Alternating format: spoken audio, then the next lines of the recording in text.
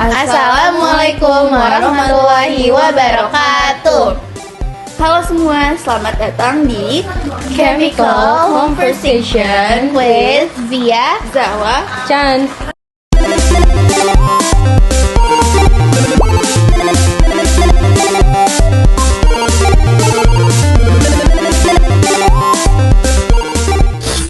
Nah, hari ini kita akan membahas materi baru di pelajaran kimia, yaitu polimer. Nah, pasti udah pada nggak sabar kan untuk tahu lebih lanjut apa itu polimer.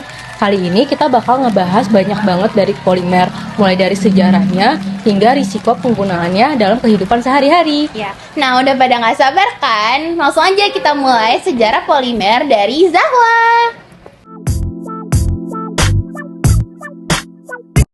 Oke, nah sebelum aku mulai, kalian sebelumnya udah pernah dengar belum sih tentang awal mula polimer atau siapa orang yang pertama nemuin polimer?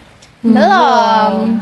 Nah, sebenarnya awal mula polimer itu pada abad ke-19, yaitu pada tahun 1801 hingga 1900 dan berkembang dari abad ke-20, yaitu dari tahun 1901 hingga tahun 2000. Nah, pada tahun 1839 ada salah satu ilmuwan di mana dia itu mengembangkan proses vulkanisasi. Kalian tahu nggak kira-kira siapa ilmuwan tersebut? Atau kalian tahu?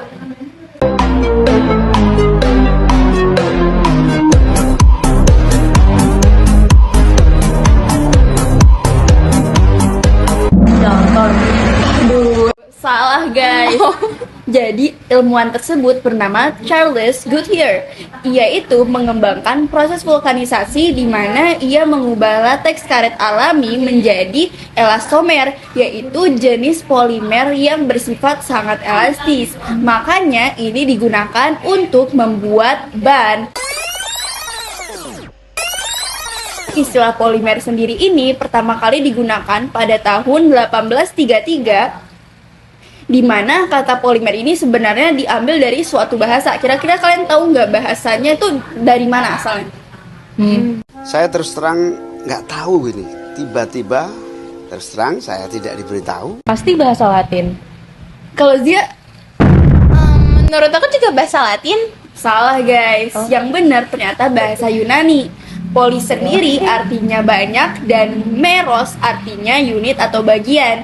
Jadi istilah ini pertama kali diciptakan oleh salah satu kimiawan asal Swedia yang bernama Berzelius. Nah, selanjutnya ini ada penemuan penting pada tahun 1907 oleh Leo Baekeland. Nah, dia itu membuat suatu plastik yang disebut bakelit. Itu plastik sintesis. Kalian pernah dengar sebelumnya plastik sintesis?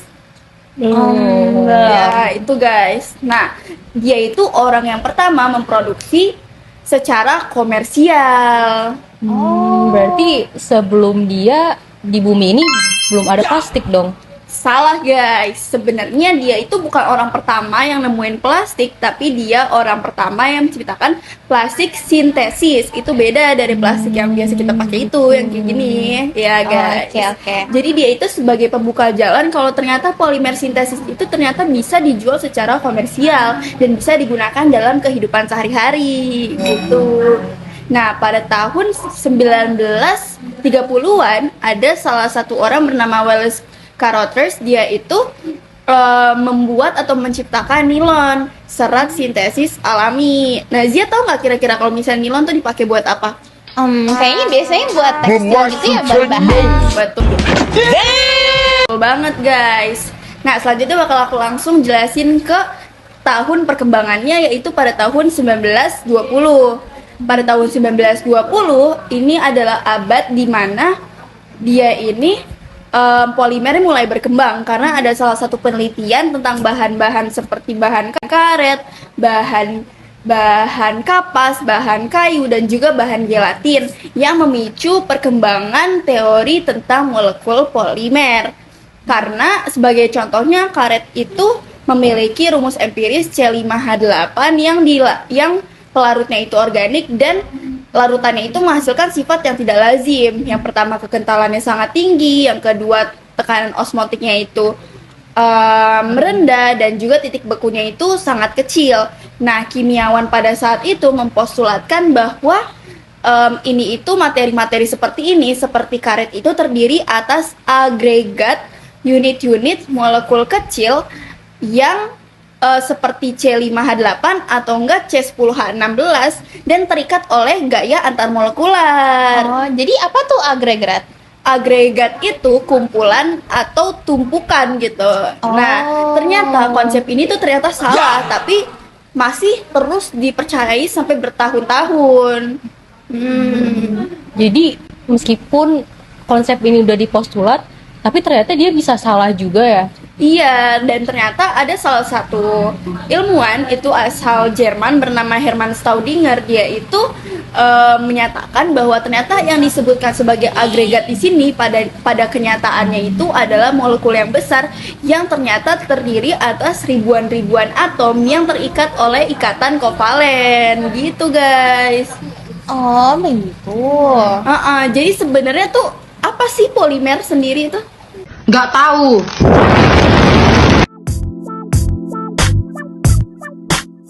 Jadi, dari penjelasan Zahwa yang tadi bisa kita simpulin kalau polimer itu adalah suatu rantai yang terdiri dari ribuan unit monomer. Nah, yang bakal kita bahas itu ada dua jenis polimer. Yang pertama adalah polimer alami dan yang kedua adalah polimer sintesis atau buatan. Yang membedakan mereka hanyalah bagaimana proses produksinya. Kalau polimer alami itu didapat dari alam sekitar kita. Oh, berarti ada di segala tempat gitu, Kak? Betul, karena polimer alami sendiri artinya polimer yang didapat dari hewan dan juga tumbuhan. Jadi dimanapun ada keberagaman hayati ataupun ada hewan, berarti di situ ada polimer. Oh, begitu.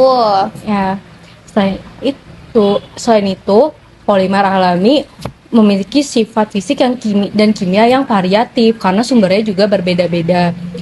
Sehingga dia kurang stabil jika kita bandingkan dengan polimer buatan. Namun, polimer alami karena berasal dari alam, dia sifatnya biodegradable atau dapat terurai dengan mudah oleh alam, sehingga lebih ramah lingkungan. Aman ya? Betul. Dia juga biokompatibel, artinya tidak akan menimbulkan reaksi negatif saat digunakan untuk kebutuhan biologi seperti dalam medis, untuk jahitan bedah, dan juga implan. Oke. Nah, sekarang aku bakal jelasin tentang polimer buatan. Seperti yang aku bilang tadi, polimer buatan itu berarti sumbernya berbeda dari polimer alami. Kalau polimer buatan sendiri, dia dapat dibuat melalui proses kimiawi, melalui laboratorium ataupun pabrik. Oh, berarti kita bisa nggak sih ternyata kalau misalnya buat polimer sintetik itu di rumah?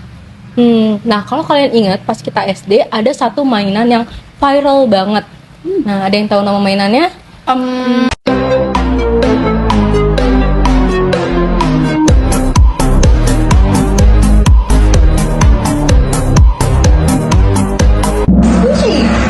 Salah. Nama mainannya adalah slime. Oh, slime. Ada Iya. polimer di slime. Betul banget. Jadi kan slime itu terdiri dari lem dan juga slime activatornya yang biasanya berasal dari boraks. Nah, lemnya itu sendiri memiliki kandungan senyawa asetat yang jika kita campurkan dengan senyawa seperti boraks akan menggumpal menjadi slime. Nah, senyawa yang jika kita campurkan dengan senyawa seperti boraks akan menggumpal menjadi slime. Nah, senyawa asetat ini sendiri termasuk ke dalam polimer. Oh, begitu. Iya, jadi sebenarnya kita udah bertemu polimer sejak kita masih SD. Oh gitu. Nah, proses pembuatannya ini juga bikin polimer buatan itu fleksibel. Artinya bisa kita atur ketahanannya dalam panas, kekuatannya, serta kelenturannya. Nah, biasanya juga diproduksi dalam kuantitas yang massal atau besar sehingga lebih ekonomis dalam sifat harganya. Nah, dia juga sifatnya lebih konsisten serta stabil dibandingkan polimer alami sehingga kegiatan industri cenderung menggunakan polimer buatan. Namun, kebalikan dari polimer alami, polimer buatan itu tidak biodegradable seperti plastik itu kan sangat susah terurai, membutuhkan ratusan tahun. Jadi kita sebagai umat manusia seharusnya lebih mindful terhadap penggunaan plastik. Harus hati-hati ya biar Betul tidak banget. numpuk sampahnya. Oke. Nah, yang tadi udah aku sebut itu salah satu contoh dari polimer buatan yaitu slime. Sekarang Zia bakal jelasin lebih lanjut lagi contoh-contoh dari polimer. Oke. Jadi contoh-contoh polimer ada dari polimer alam dan juga dari polimer buatan. Untuk polimer alam contohnya ada wool, ada amilum, ada karet alam, ada juga protein dan selulosa. Untuk polimer buatan contohnya ada plastik PE atau polietilena, ada plastik PET atau polietilen tereftalat, atau ada juga plastik PVC yaitu polyvinyl klorida, ada juga teflon, ada juga nilon dan juga karet silikon. Oh Kak, kalau misalnya berarti kalau polimer alam tuh didapetinnya dari mana sih? Beda-beda dapatinnya. Kayak contohnya karet alam itu didapatkan dari tanaman Hevea brasiliensis. Kalau protein dari asam amino. Kakak, berarti kalau kita makan dada ayam misalnya, itu kan tinggi akan protein. Iya. Berarti itu artinya kita makan polimer dong. Betul, kita makan polimer. Jadi sebenarnya dari dulu kita sudah mengonsumsi polimer ada di protein. Seperti itu. Selain itu ada juga amilum yang berasal dari pati singkong dan juga asam nukleat yang berasal dari monomer nukleotida. Oke. Selanjutnya aku akan menjelaskan manfaatnya. Manfaatnya juga ada macam-macam nih. Contohnya di polimer alam, protein mempunyai banyak manfaatnya. Seperti untuk penyusun tubuh, untuk antibodi, untuk penggerak otot, dan juga untuk biokatalis pada metabolisme. Lalu pada amilum atau pati singkong tadi ada juga manfaatnya, yaitu sumber bahan pangan dan juga menjadi bahan utama untuk beberapa industri. Lalu ada juga karet alam, seperti yang tadi Zahwa udah mention ya, karet alam itu bisa digunakan untuk ban kendaraan. Yang terakhir ada wool. Wool itu kan dari binatang ya, jadi dia termasuk ke dalam polimer alam. Itu biasanya kita gunakan untuk pakaian, bahan pakaian, seperti itu.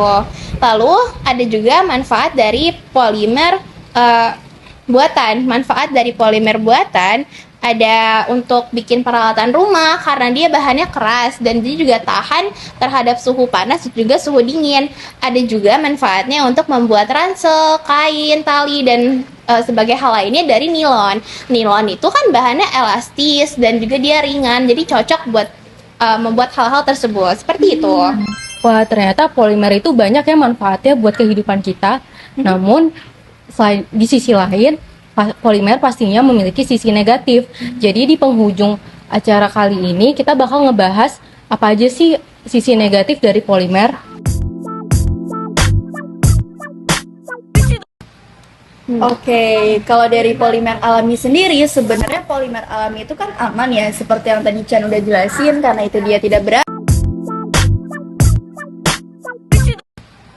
Oke, kalau dari polimer alami sendiri, sebenarnya polimer alami itu kan aman ya, seperti yang tadi Chan udah jelasin, karena itu dia tidak beracun, biokompatibel, dan juga berkelanjutan. Tapi kalau untuk bahaya dari polimer sintetik sendiri, yang pertama itu dia dapat mencemari lingkungan. Nah, kenapa bisa dapat mencemari lingkungan? Karena misalnya salah satu contoh polimer sintetik itu kan plastik.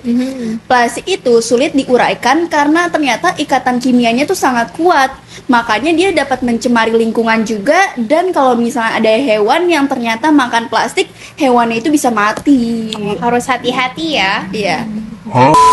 Lalu yang kedua, salah satu bahayanya itu adalah mudah terbakar karena dia terbuat dari olahan minyak bumi. Jadi bahan seperti nilon, kain-kain seperti itu yang terbuat dari polimer buatan itu mudah terbakar. Jadi harus hati-hati ya kalau misal kalian punya polimer buatan seperti wadah atau kain, jangan sampai dekat sama api. Nah, yang ketiga itu juga bisa mengganggu kesehatan manusia. Nah, dari asap pembakaran plastik itu dia mengandung senyawa dioksin yang bila kita hirup dalam jumlah besar akan menyebabkan kanker paru-paru.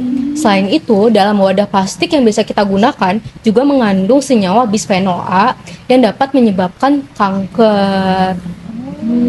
Oke. Nah, makanya biasanya kalau kita memakai wadah plastik itu ada kode di dalam simbol segitiga. Biasanya di dalam segitiga ini ada angka. Nah, itu angka bukan sembarang angka ya, guys.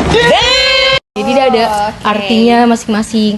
Kalau angkanya itu 1 dan 2, artinya yang biasa kita ketemukan di botol plastik, artinya itu hanya bisa sekali pakai. Jadi kalau sudah kita habis konsumsi isinya, langsung kita buang, jangan kita pakai. Nah, kalau angkanya 3, itu biasanya ditemukan di botol deterjen. Dia itu sulit didaur ulang dan juga bisa termasuk berbahaya. Terus kalau angkanya 4, ini biasanya kita temuin di kantong belanja. Dia oke untuk makanan, dia bagus, tapi sulit didaur ulang. Nah, yang kalau angkanya 5 itu biasa ditemukan di pembungkus biskuit. Nah, kalau angka 5 ini dia yang paling baik untuk dijadikan sebagai wadah makanan. Paling aman ya. Ya, dia yang paling aman. Nah, yang kalau angkanya 6 itu styrofoam. Nah, styrofoam sendiri ini sebenarnya berbahaya, guys, untuk dijadikan sebagai wadah makanan. Makanya biasanya penjual kalau ingin menggunakan styrofoam, mereka alasi lagi dengan plastik lain. Nah, yang kalau angkanya 7 itu nilon. Nilon ini artinya dia sama sekali tidak bisa digunakan untuk makanan karena mengandung zat berbahaya juga.